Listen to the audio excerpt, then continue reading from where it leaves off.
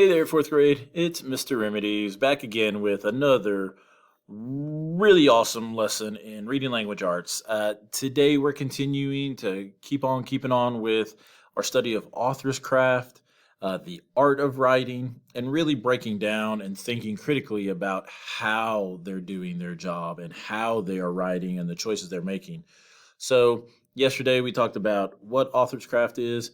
Today, we're talking about how authors get their ideas for their books from their own lives. Right? So, as always, you know what's next. We're talking about some learning goals and success criteria. So, let's truck it on over there and see what we got going on today. Mr. Remedy, switching it up on you, not coming from the upper corner, coming from the lower left corner of your screen. Boom. Our learning goal today, right above my head, is that we are learning to understand that authors sometimes get writing ideas from their own life experiences.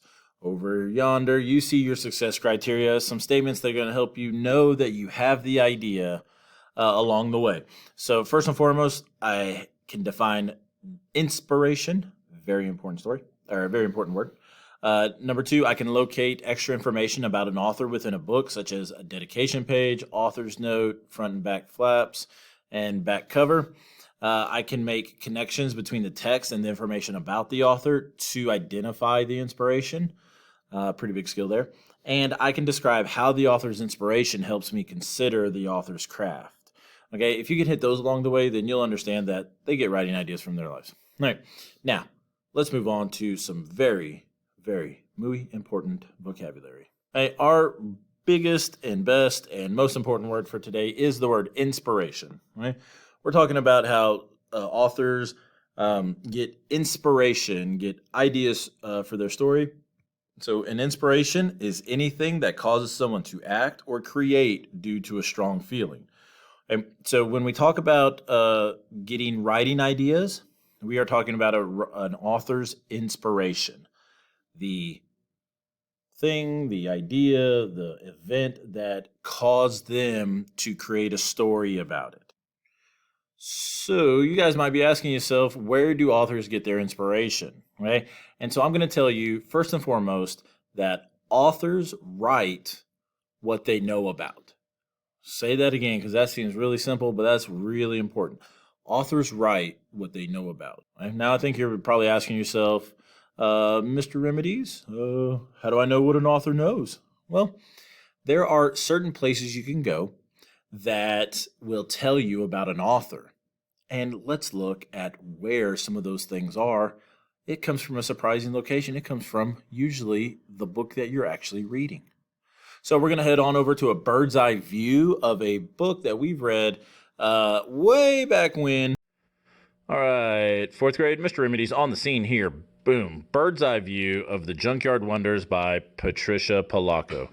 And we pose the question to ourselves, how are we going to know more about the author? Where can we find information about Miss Patricia Polacco? Right? Where does she get her inspiration? So we can actually find tons of useful information from the book itself. Okay. And you guys have been taught, you guys have been exposed to, and you guys have really started to develop a good skill of looking at like our inside flaps, both in the front and the back, for some useful information about the story. So let's take a quick look at the inside flap of The Junkyard Wonders. Here we have some information, a little preview of the story to get the potential reader interested. We get a little synopsis, like a preview to a new movie in our movie theaters. So like we're super excited by the end of this second paragraph. But then, bam, let's check out something very unique about the third one. Okay? Based on a real-life event from Patricia Polacco's childhood, this book, like Thank You, Mr. Faulkner, celebrates a great teacher and the wonder and potential of every child. It will inspire all readers to find their inner genius. So I'm beginning to wonder, this is from Patricia Polacco's real life. It's based on a real event. Was she a student at the school that had a class like the Junkyard Wonders? Was she a teacher, possibly, of the Junkyard Wonders? Was she possibly a student in a class that was very similar? So it's got my reading detective skills and interest already peaked. I got some alarms going off. My wheels are spinning. So I want to find more information about Patricia Polacco. So I'm going to slide on over here. Okay. You guys can pay attention to this book, or I'm sorry, this page. This page has quite a lot of fancy legal writing on it that most people skip over. However, on this particular page, right before the title page, there is a dedication. So we call this a dedication page. And it says, "To the wonder of Mrs. Peterson and my tribe." That's got me really, really interested now. Because usually dedication pages are a message from the author to a particular person that they would like to thank, that they would like to tell everybody that reads the story, this person helped me out in some way, or this might be some sort of source of inspiration.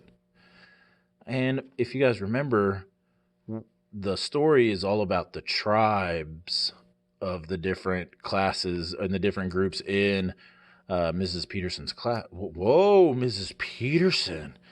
So there's a Mrs. Peterson in the story, and I see here that this book is dedicated to a Mrs. Peterson. So I'm starting to put the pieces of the puzzle together.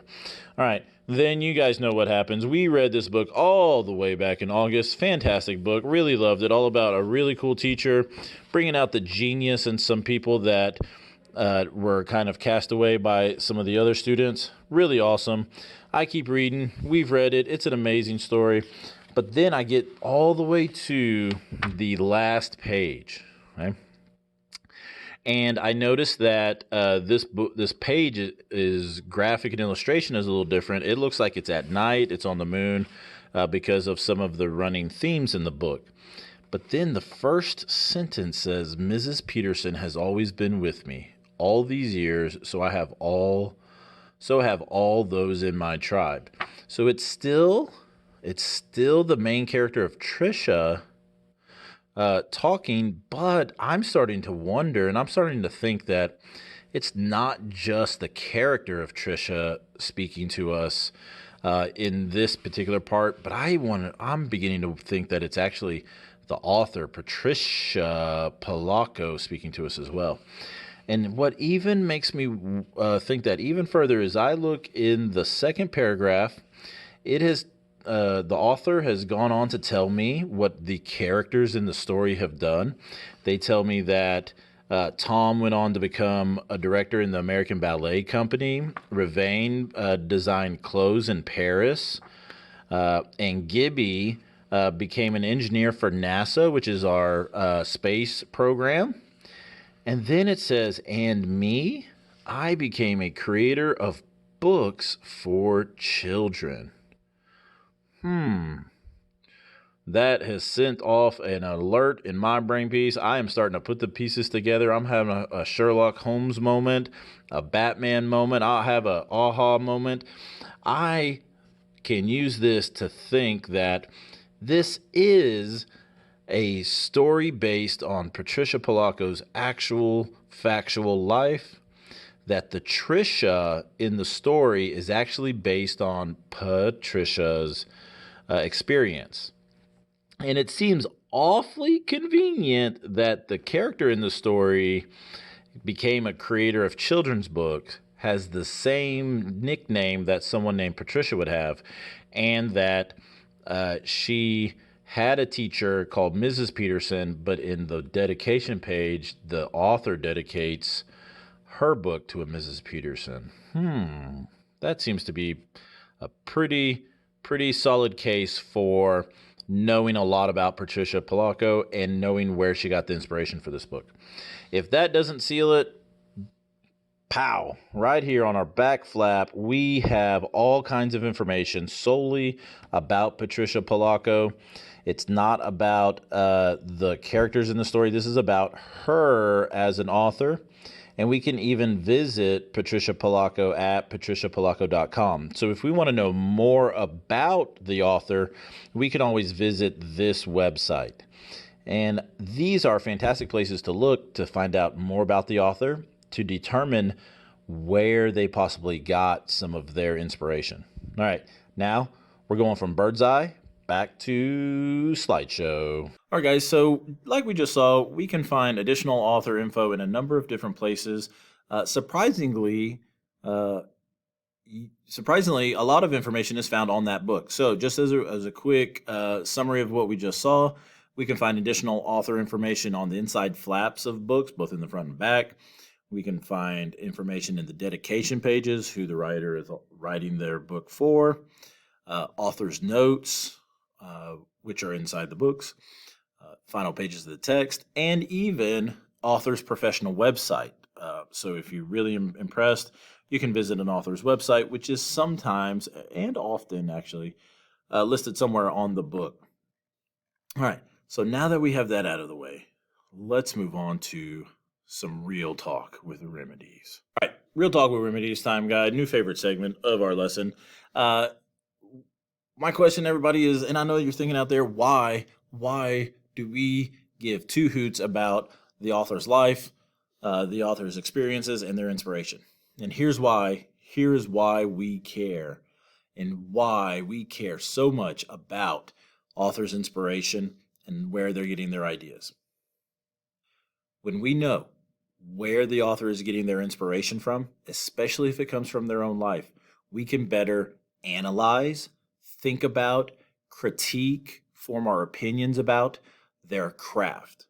So in the case of the Junkyard Wonders, okay, we know that this is an event based on the author's life. So now that we know that, we can really look at how she described the characters, the adjectives she used, the pacing of the story.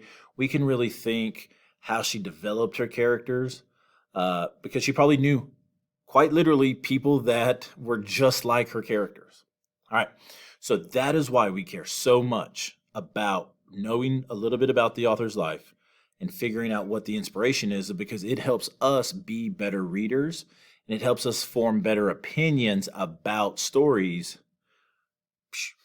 And then it helps us pick better stories, and it helps us determine what kind of reader we're going to be. Super important. You know what? Boom. That's all for Real Talk with Remedies. Hopefully somewhere another really cool graphic floating near my head. All right, so review time. We talked a lot today, guys. We had such a good lesson today. We talked a ton. Okay, first thing, we talked about authors get inspiration for the books from many places. Inspiration is something that motivates an author to create or to write their story.